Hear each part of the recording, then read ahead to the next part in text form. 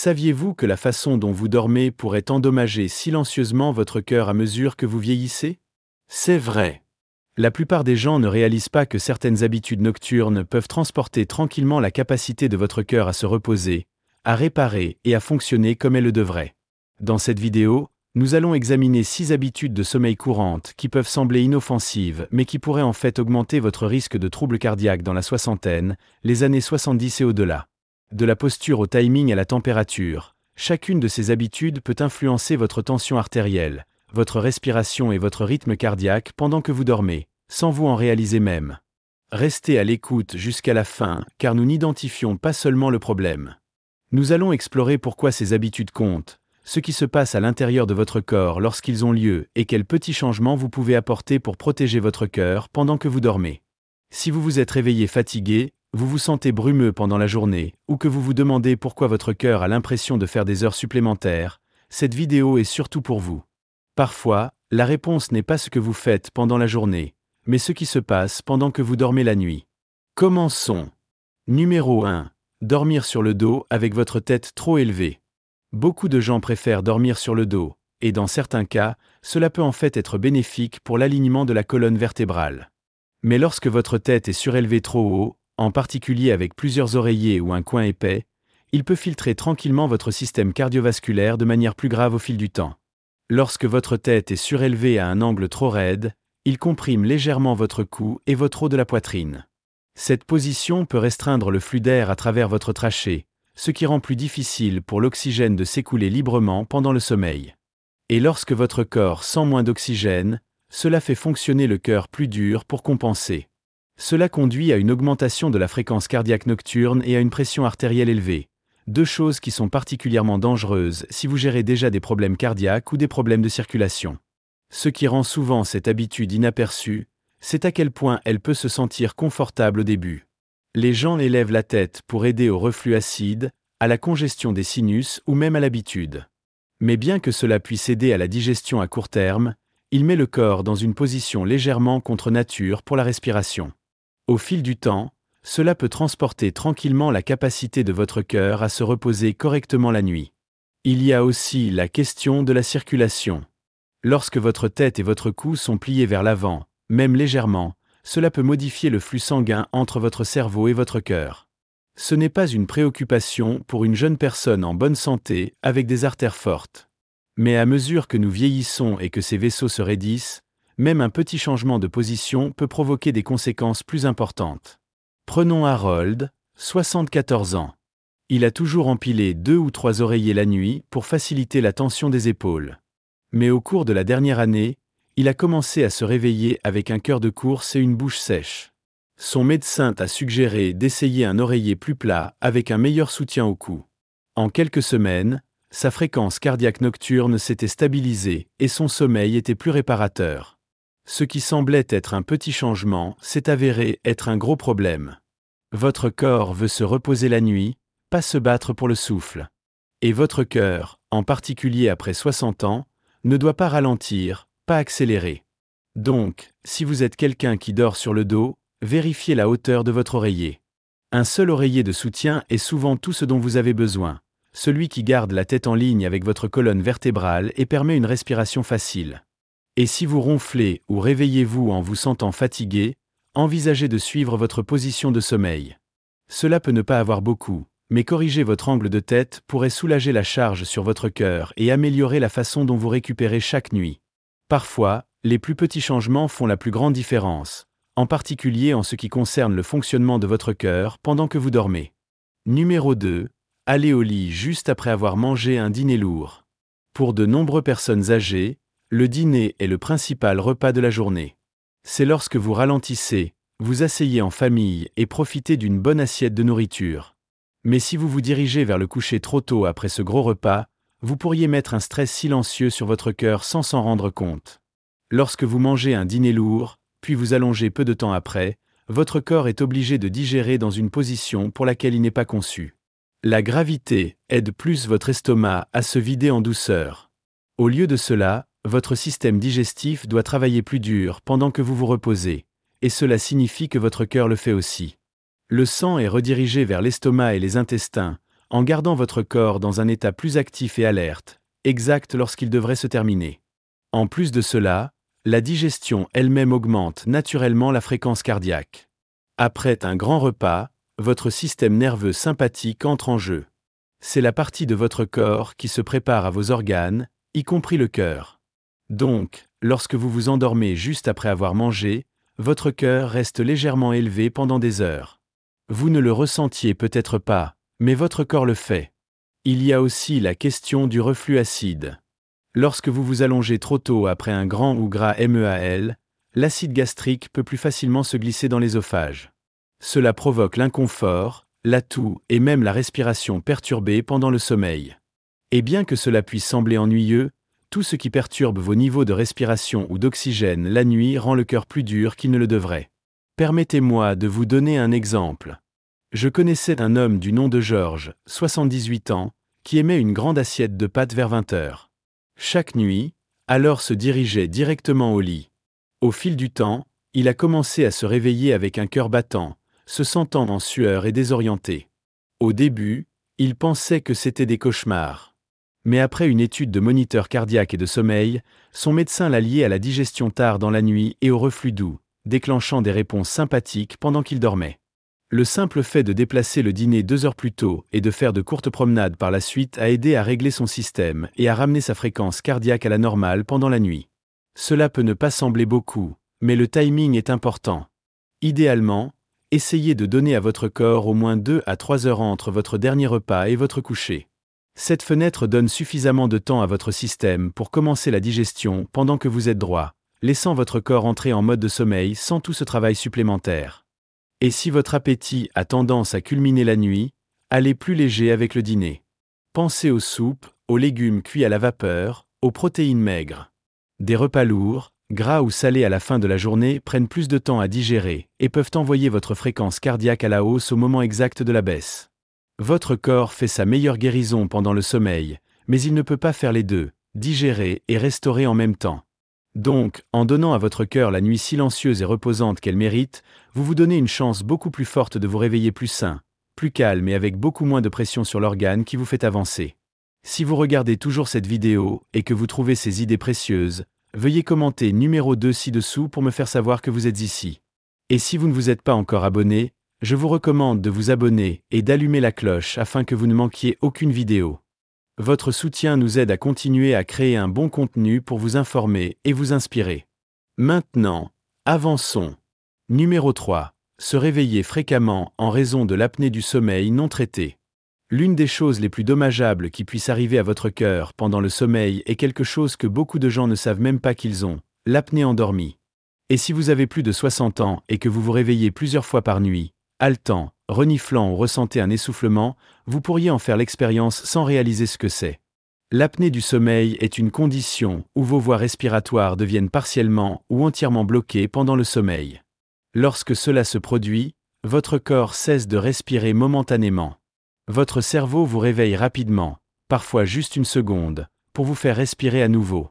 Ensuite, vous vous endormez. Cela peut se produire des dizaines, voire des centaines de fois par nuit sans que vous en remarquiez pleinement. Mais votre cœur remarque à chaque fois. Chaque pause dans la respiration réduit les niveaux d'oxygène dans votre sang. Votre corps réagit en activant le système de stress, en augmentant la pression artérielle et en disant à votre cœur de travailler plus dur. Au fil du temps, ce stress répétitif endommage votre système cardiovasculaire. Il peut entraîner des arythmies, une pression artérielle élevée, des parois cardiaques épaissies et un risque plus élevé d'AVC ou d'insuffisance cardiaque. Ce qui le rend encore plus dangereux, c'est que beaucoup de gens supposent que leur mauvais sommeil ne fait qu'une partie du vieillissement. Ils blâment le stress ou disent que ce ne sont que des dormeurs légers. Mais si vous ronflez fort, se réveillant à bout de souffle ou vous vous sentez épuisé pendant la journée, même après une nuit complète au lit, ce sont des drapeaux rouges qui ne devraient pas être ignorés. Permettez-moi de partager une histoire. Linda, âgée de 76 ans, se sentait fatiguée depuis des années. Elle pensait que cela ne faisait que vieillir. Mais sa fille a remarqué qu'elle s'endormirait au milieu des conversations et ronflait bruyamment la nuit. Après une simple étude de sommeil, elle a été diagnostiquée avec une apnée modérée du sommeil. Une fois qu'elle a commencé le traitement avec une machine CPAP, un petit appareil qui maintient ses voies respiratoires ouvertes, son énergie diurne est revenue et sa tension artérielle a baissé de près de 20 points en quelques semaines. L'apnée du sommeil n'a pas toujours l'air dramatique. Il ne vient pas toujours avec des halètements bruyants ou de grands réveils. Parfois, il se réveille juste plus qu'auparavant, à lancer et à tourner, ou à se lever pour utiliser la salle de bain plusieurs fois par nuit. Mais dans les coulisses, votre cœur fait des heures supplémentaires pour vous protéger grâce à chaque goutte et redémarrage d'oxygène. Et il ne faut pas longtemps pour que ce type de stress s'additionne. Le cœur a besoin d'un repos profond et cohérent pour se réparer du travail qu'il fait pendant la journée. Mais lorsque le sommeil est constamment interrompu, même si vous ne vous réveillez pas complètement, votre cœur n'obtient jamais les temps d'arrêt dont il a besoin. La bonne nouvelle, l'apnée du sommeil est traitable, et dans de nombreux cas, il peut être capturé tôt par un simple test de nuit à la maison. Si vous vous réveillez souvent la nuit, en particulier avec une bouche sèche, des maux de tête ou un rythme cardiaque rapide, ne l'accepteront pas. Apportez-le avec votre médecin. Obtenir un traitement approprié n'améliore pas simplement votre sommeil. Il peut protéger votre cœur et prolonger votre vie. Le sommeil, c'est quand votre cœur devrait enfin se reposer. Mais l'apnée non traitée transforme la nuit en test d'endurance. Et plus il passe inaperçu, plus votre cœur doit se battre. Vous n'avez pas à vivre comme ça. Vous méritez une nuit qui donne à votre corps ce dont il a vraiment besoin, la paix, l'oxygène et une réparation ininterrompue. Numéro 4. Utilisez de l'alcool pour s'endormir. Beaucoup de gens de plus de 60 ans profitent d'un verre de vin ou d'un dernier verre avant de se coucher. Cela semble relaxant, voire réconfortant. Pour certains, cela semble les aider à s'endormir plus rapidement. Mais ce que la plupart des gens ne réalisent pas, c'est que l'alcool, en particulier le soir, peut perturber tranquillement la capacité de votre cœur à se reposer, mettant à long terme votre système cardiovasculaire. Voici comment cela fonctionne. Bien que l'alcool puisse vous sentir somnolent au début, cela interfère en fait avec la seconde moitié de votre cycle de sommeil. Lorsque votre corps métabolise l'alcool, votre sommeil devient plus léger, plus fragmenté et moins réparateur. C'est à ce moment que votre cœur devrait ralentir et se rétablir, mais à la place, il finit par travailler plus dur. L'alcool augmente également votre fréquence cardiaque tout au long de la nuit.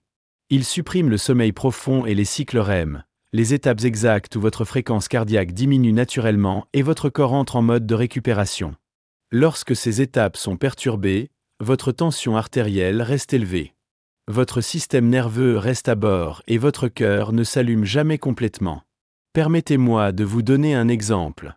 J'ai parlé une fois avec un homme du nom de Calvin, 72 ans, qui avait commencé à avoir des palpitations la nuit. Il aurait un verre ou deux pour l'aider à s'endormir, pensant que c'était inoffensif. Mais son moniteur cardiaque de nuit a raconté une autre histoire. Son pouls augmenterait entre 1 heure et 4 heures, alors que son corps aurait dû se reposer le plus profondément. Après avoir réduit de l'alcool, non seulement les palpitations s'arrêtaient, mais il a dit qu'il se sentait plus clair et moins anxieux pendant la journée. Ce qui est important à comprendre, c'est que l'alcool affecte également votre température corporelle, votre hydratation et votre respiration. Il peut contribuer à la transpiration nocturne, perturber votre rythme circadien et augmenter les chances d'apnée du sommeil. Tout cela met un travail supplémentaire sur votre cœur au moment de la récupération exacte. Maintenant, cela ne signifie pas que vous ne pouvez jamais prendre un verre. Mais si vous utilisez l'alcool comme une aide au sommeil ordinaire, c'est là que le danger grandit. Cela peut vous aider à acquiescer, mais il prive votre corps du sommeil de la guérison profonde dont dépend. Si vous avez du mal à vous endormir la nuit, il existe de meilleures façons de soutenir le repos, des voies qui ne sabotent pas tranquillement votre cœur. Essayez une douche chaude, des étirements légers, des exercices de respiration doux ou une routine de vent cohérente. Ceux-ci ne vous aideront pas simplement à vous endormir, ils vous aideront à rester endormi, ce dont votre cœur a vraiment besoin. Parce que le véritable objectif n'est pas seulement dérivé, il reste dans ce sommeil profond et guérissant assez longtemps pour que votre corps puisse se réparer. Et lorsque l'alcool entrave, votre cœur finit par en payer le prix, même si vous ne le ressentez pas tout de suite. Si vous regardez toujours cette vidéo et que vous trouvez ces idées précieuses, veuillez commenter numéro 4 ci-dessous pour me faire savoir que vous êtes ici. Et si vous ne vous êtes pas encore abonné, je vous recommande de vous abonner et d'allumer la cloche afin que vous ne manquiez aucune vidéo. Votre soutien nous aide à continuer à créer un bon contenu pour vous informer et vous inspirer. Maintenant, avançons. Numéro 5. Dormir dans une pièce très chaude. Il y a quelque chose de réconfortant dans une chambre confortable et chaude, en particulier les nuits froides. Mais à mesure que nous vieillissons, dormir dans une pièce trop chaude peut augmenter tranquillement la tension sur notre cœur. Ce qui semble apaisant pour le corps au début peut réellement perturber vos systèmes internes tout au long de la nuit. Et la plupart des gens ne réalisent même pas que cela se produit. Pendant le sommeil, votre température corporelle centrale baisse naturellement. Cette goutte fait partie de ce qui aide à signaler à votre cerveau qu'il est temps de se reposer. Cela permet à votre métabolisme de ralentir, de se détendre à vos muscles et de diminuer votre fréquence cardiaque.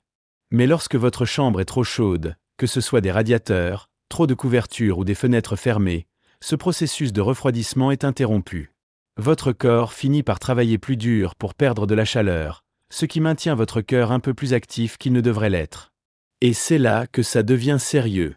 Ce petit effort continu pour réguler votre température peut augmenter votre fréquence cardiaque et votre tension artérielle pendant la nuit, ce qui peut empêcher votre système cardiovasculaire d'entrer en mode de repos véritable.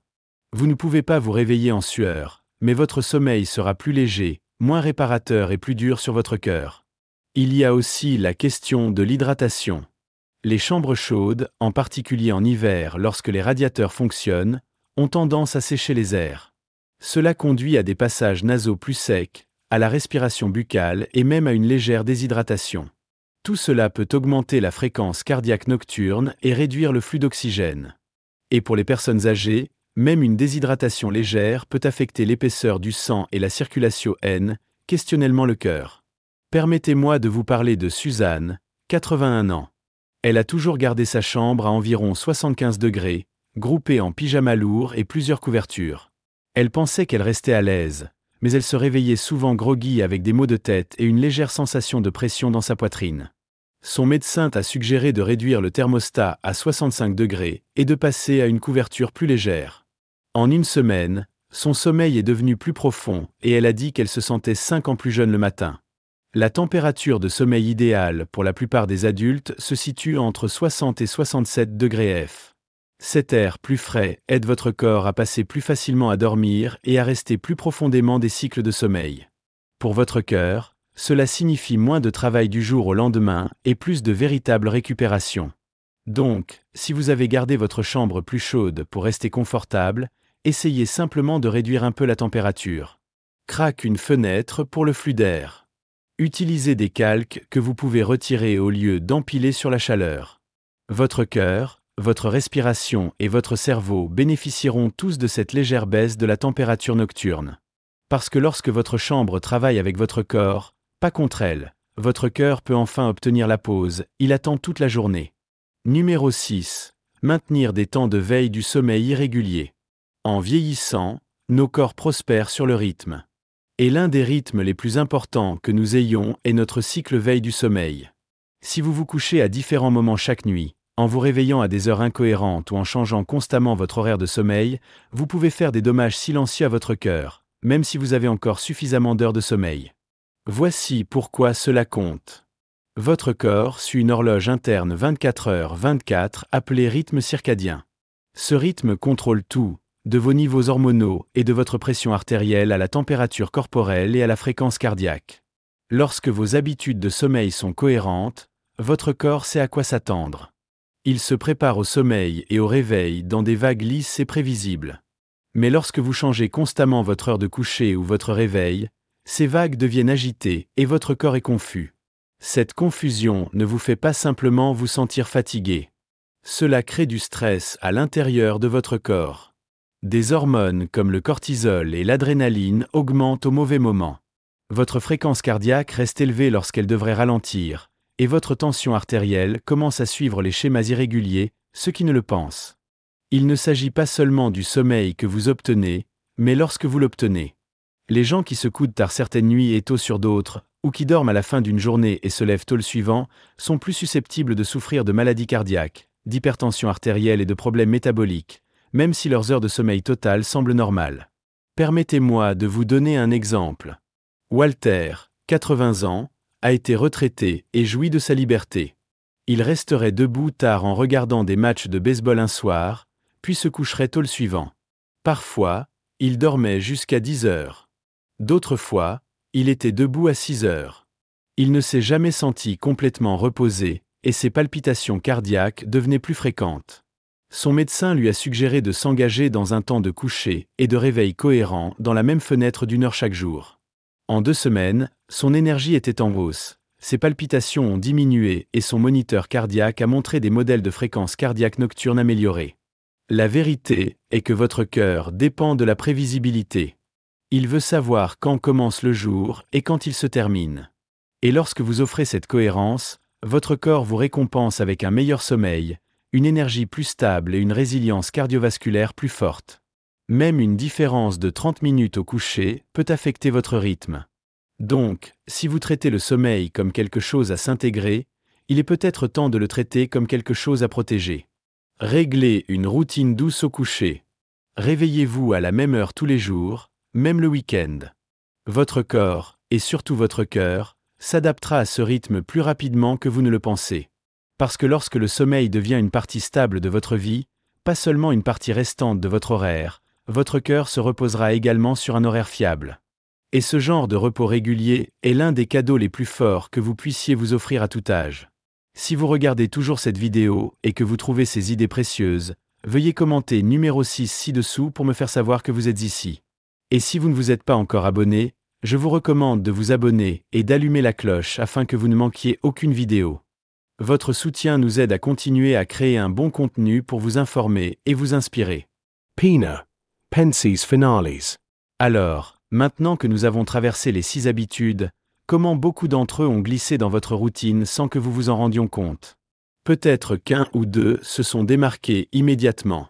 Peut-être que vous vous êtes retrouvé à penser « je fais ça depuis des années ».